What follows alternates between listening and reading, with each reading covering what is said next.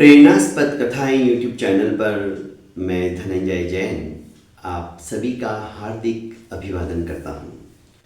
छोटी सी कहानी डीजे की जुबानी। दोस्तों, किस्मत लोग कहते हैं कि हम ऊपर से लिख कर लाते हैं, किस्मत भगवान लिखते हैं, पर कुछ लोग ऐसे होते हैं जो अपनी मेहनत से, अपने अच्छे कर्मों से इसी जन्म में अपनी किस्मत लिख डालते हैं। कोई कहता है कि हाथों की लकीरें बताती है कि उसकी किस्मत कितनी अच्छी है। मैं कहता हूं, क्या जिनके हाथ ही नहीं होते उनकी किस्मत नहीं होती है? किस्मत बनाना और किस्मत बिगाड़ना, भाग्य की रचना यदि कोई करता है तो उसके अच्छे और बुरे कर्म ही होते हैं। दीपक एक गरीब घर में पैदा हुआ लड़का हमेशा अपने सपनों को किताबों में ढूंढा करता था, पर उसके भाग्य में शायद लोग कहते थे कि तू पढ़ लिख कर क्या करेगा, तेरे पास इतना पैसा ही नहीं है, तेरे बाप ने कुछ कमा के रखा ही नहीं है, और आजकल पढ़ाई में कितना खर्चा उठाना पड़ता है। अरे हम लोगों की तो पूरी की पूरी तनख्वाह अपने बच्चे के ट्यूशन और स्कूल की फीस में ही चली जाती है। हम लोग रूखा सूखा खाकर अपना जीवन गुजार रहे, फिर भी बच्चे की पढ़ाई हम अच्छी तरह से नहीं कर पाते, और तू तो गरीब घर में पैदा हुआ है, फिर क्या ऐसे बड़े बड़े सपने देखता है। पर दीपक अलग ही मिट्टी का बना हुआ था। लोगों के ताने सुनने के बाद भी वो अपने सपनों को साकार करना चाहता था। यहां तक कि उसके पास तो बचपन में किताबें खरीदने के लिए भी पैसा नहीं हुआ करता था। घर की छत में से भी पानी इस तरह से बारिश के अंदर टपकता था जैसे शावर में से पानी आ रहा हो। बैठने की भी जगह नहीं रहती थी, पूरा घर गीला हो जाता था। ऐसी परिस्थिति में दीपक ने हिम्मत नहीं हारी और दीपक चाय वाले की दुकान के ऊपर सवेरे सवेरे चाय के छोटे छोटे कप लोगों को देता।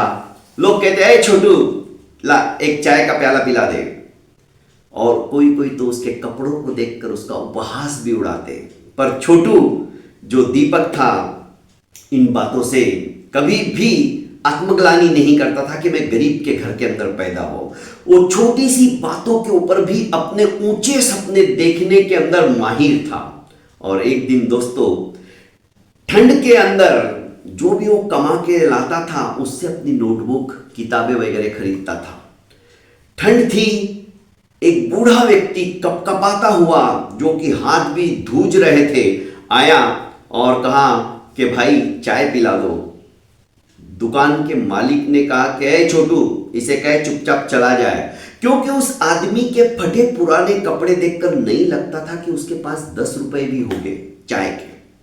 आखिर जैसे तैसे उस बूढ़े आदमी ने अपने जेब में से पैसे निकाले तो मुश्किल से 5 रुपए थे।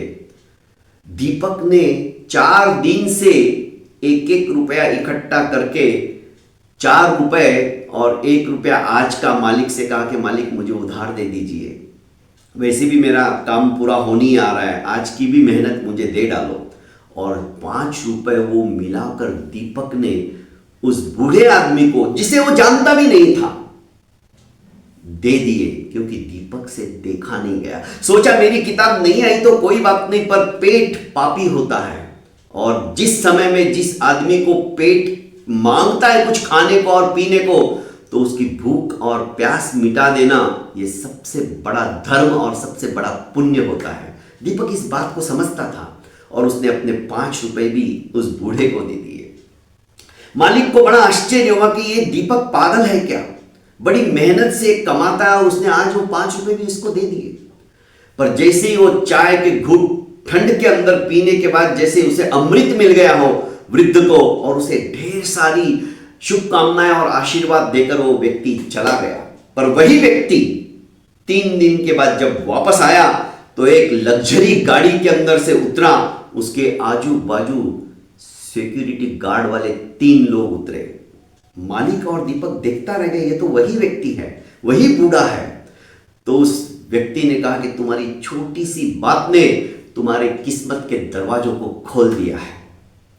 तुम जानते हो मैं कौन हूं?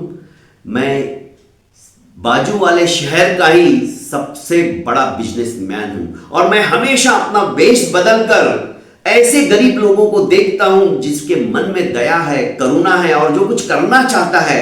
तो दीपक, तुम पहले व्यक्ति ऐसे मुझे मिले हो।